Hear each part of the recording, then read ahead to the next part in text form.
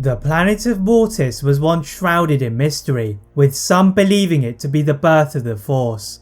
Entry onto the planet was granted by the Force itself, and 3 such visitors were the Jedi of Anakin Skywalker, Obi-Wan Kenobi and Ahsoka Tano. There Anakin conducts a test to determine if he really was the Chosen One, and the Force wielder known as the Father asks him to remain for fear of disrupting the galaxy. Anakin ignores him, but as the Jedi go to leave, Ahsoka is kidnapped by the dark side wielder the Sun, who manages to possess her with the dark side, and she fights Anakin and Obi-Wan.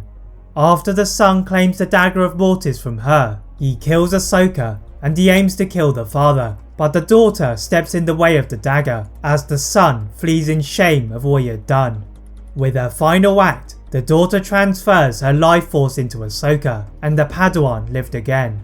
But what if Ahsoka had actually died on Mortis? How would this affect Anakin?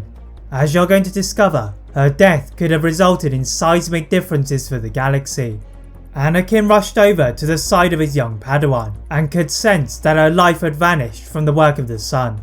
Turning to the father for his help, he could do nothing as the daughter's life force had already been channeled back into the planet to retain the balance of the Force.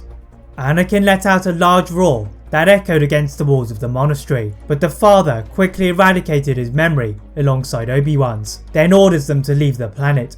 The Jedi have no choice but to depart, fearing the wrath of the Sun, and fly away in their shuttle, waking up to the voice of Captain Rex.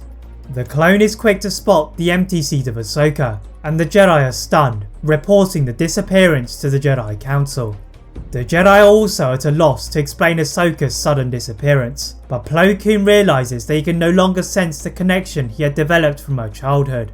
Upon their return to Coruscant, Yoda speaks to Anakin by the Great Tree, and the Jedi Knight recalls that Qui-Gon had spoken to him, but could remember nothing else, before asking for the Grand Master's help in searching for Ahsoka. Yoda guides Anakin to join him and the Council, in a bid to search for the presence of Ahsoka, meditating for an entire day, but could not find her, as Plo Koon had initially deduced. But once Yoda found himself alone, he heard Qui-Gon, who informed him that Ahsoka had indeed died to the outside world, but her presence could still be reached, as it operated as a beacon of light on Mortis. Yoda tells Anakin of his Padawan's fate, but Anakin is still unwilling to relinquish all hope. The hope remains very faint within the Jedi Knight, and as he left the steps of the Jedi Temple, he ignored the looks of those around him to enter his speeder. The Jedi swooped down to the Yaskru Entertainment District and entered the ropey Outlander Club to drown his sorrows before going to Clone Bar 79's. There Anakin is joined by members of the 501st Clone Legion, who are also mourning the loss of their commander and found the explanation given by the Council to be suspicious. Suddenly, a shadow darkened the entrance, and there stood the annoyed frame of Obi-Wan Kenobi, tracking down Anakin on the orders of Senator Padme Amidala. Anakin threw his tankard at his master, but his direction was wayward, and he knocked some death sticks out of a dealer's hand and onto the floor. Obi-Wan has to perform a mind trick to avoid further trouble, and dragged Anakin back to the temple, before going to Master Yoda and Mace Windu.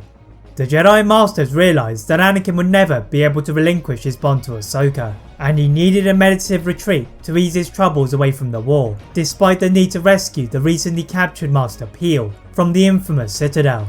Obi-Wan walked back to his Padawan's quarters, but to his horror, it was completely empty. The Jedi Master ran to Padme's apartment, but the Senator did not know either, and began pacing about her apartment in panic.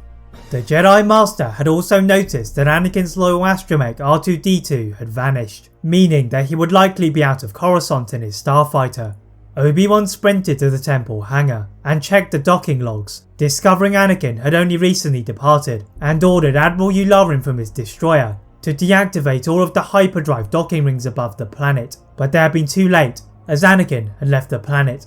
One who had sensed the Jedi Knight's diversion had been Chancellor Palpatine, standing outside of his desk and gazing into the night sky.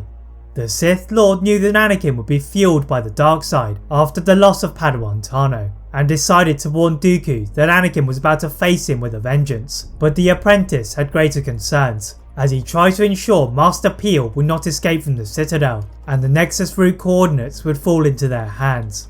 Palpatine told Dooku not to underestimate Anakin, not realising that both he and the Jedi Council had been wrong about the intentions of the Jedi Knight. That is it for part 1 of What If Ahsoka Died on Mortis. If you'd like to see a part 2 soon, please like this video, turn on that notification bell, click that subscribe button on this channel, as well as on my other channel What If Films. And as always, leave a comment on what if you'd all like to see next, and how I can improve my videos. Thank you all very much for watching, and see you next time.